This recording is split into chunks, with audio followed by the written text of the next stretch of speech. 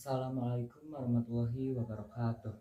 Puji sinareng syukur hayu urang sami-sami panjatkeun ka hadirat Allah Subhanahu wa taala anu mana parantos maparingan kesehatan tur kabajaan ka urang sadaya. Teu hilap shalawat sinareng salam hayu urang panjatkeun ka junjunan urang sadaya nyatana Kanjeng Nabi Muhammad sallallahu alaihi wasallam. Teu hilap ka kulawargina, ka para sahabatna, tur mugia nepi ka urang sadaya salaku umatna. Amin.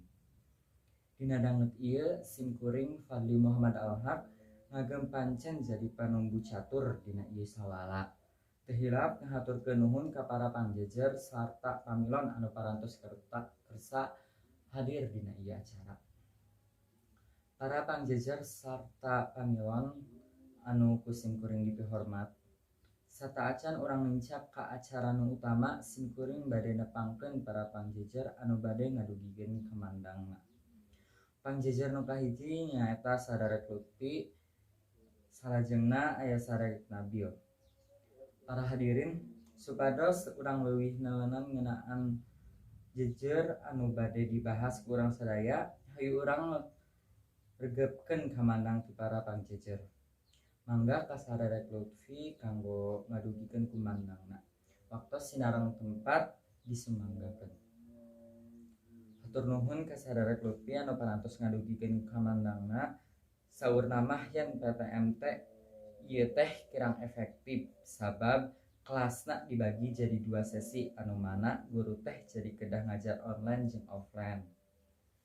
Salajengna mangga ka Sadarek Nabil anu bade nepangkeun kumandangna waktos sinareng tempat disumanggakeun. Hatur nuhun ka Sadarek Nabil anu parantos ngadugikeun kumandangna.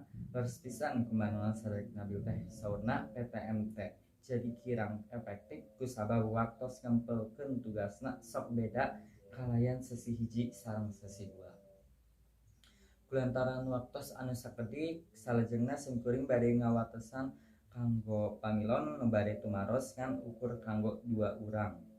Dina ngadugikeun patarosanana kedah ngacungkeun pananganna teras nyebatkeun namina.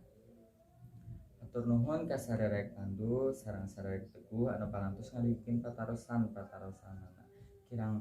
Patarosanana kirang langkung ngeunaan jam pelajaran dina waktu PTMT sareng upaya pamarintah supados teu aya siswa-siswi anu kena COVID-19 di sakola.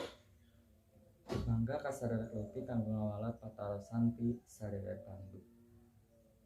Hatur nuhun ka Sadarek Lutfi anu parantos ngawalat patarosan ti Sadarek Pandu. Kirang langkung isi walaranana nyaeta jam pelajaran teh memang parantos disesuaikeun kana aturan PTMT. Salajengna hiji patarosan deui ti Sadarek Teguh, mangga ka Sadarek Nabil kanggo ngawalar patarosanana. Hatur nuhun ka Sadarek Nabil anu parantos ngawalar patarosan Sadarek Teguh. Isi walarana kirang langkung nyaeta dilaksanakeunna protokol kesehatan di sakola. Hatur nuhun teu karaos ieu acara teh parantos rengse. Alhamdulillah ieu acara teh ti kawit dugi ka rengsena parantos kalaksanakeun kalayan lancar. Ku kituna hayu urang sasarengan nutup ieu acara ku baosan hamdalah sasarengan. Alhamdulillah. Simkuring salaku panunggu catur sareng sapara kanca nuhunkeun pangapunten bilih aya cariosan atanapi paripaos anu kirang merenah. Hatur nuhun kana paratosanana. Wassalamualaikum warahmatullahi wabarakatuh.